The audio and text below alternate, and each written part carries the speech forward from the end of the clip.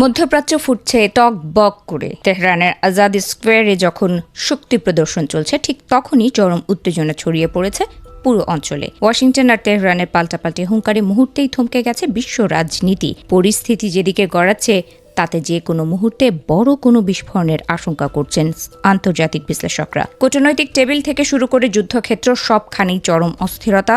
মার্কিন president Donald ট্রাম্পের সাম্প্রতিক হুমকি আর ক্যাম্প ডেভিডের মন্ত্রিসভার বৈঠকের পর থেকেই তেহরান আর চুপ বসে নেই। যে কোনো বেপরোয়া পদক্ষেপের বিরুদ্ধে এবার সরাসরি কঠোর জবাব দেওয়ার প্রস্তুতি নিচ্ছে তারা।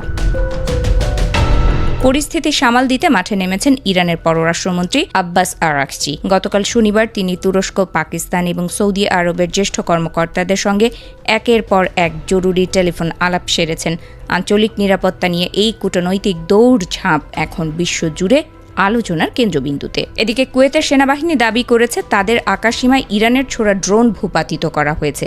কুয়েতের বেশ কয়েকটি গুরুত্বপূর্ণ স্থাপনা লক্ষ্য করে এই হামলা চালানো হয় বলে অভিযোগ উঠেছে। এই ঘটনার পর থেকেই উপসাগরীয় অঞ্চলে আতঙ্ক আরও বহুগুণ বেড়ে গেছে।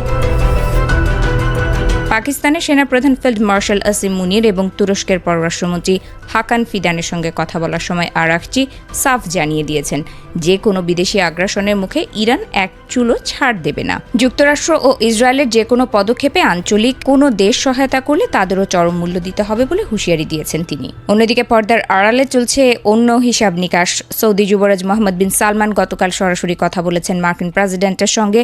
ট্রাম্পের ইরান সংক্রান্ত গোপন ও সুদূরপ্রসারী পরিকল্পনা নিয়ে গভীর উদ্বেগ প্রকাশ করেছেন যুবরাজ। পুরো বিষয়টি নিয়ে ওয়াশিংটনের কাছে বিস্তারিত ব্যাখ্যাও চেয়েছেন তিনি।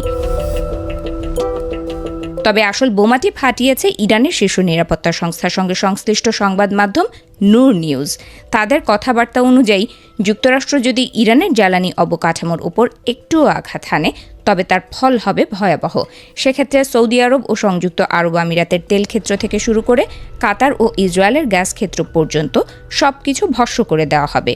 বিশ্লেষকরা বলছেন, ট্রাম্প প্রশাসনের নীতি আর ইরানের অনমনীয় অবস্থান মধ্যপ্রাচ্যকে এক ভয়ঙ্কর ধ্বংসযজ্ঞের মুখে ঠেলে দিচ্ছে। একদিকে সমঝোতার কথা বলা হলেও অন্যদিকে চলছে সর্বাত্মক যুদ্ধের প্রস্তুতি। এই স্নায়ুযুদ্ধ শেষ পর্যন্ত কোথায় গিয়ে ঠেকে সেটি এখন দেখার বিষয়।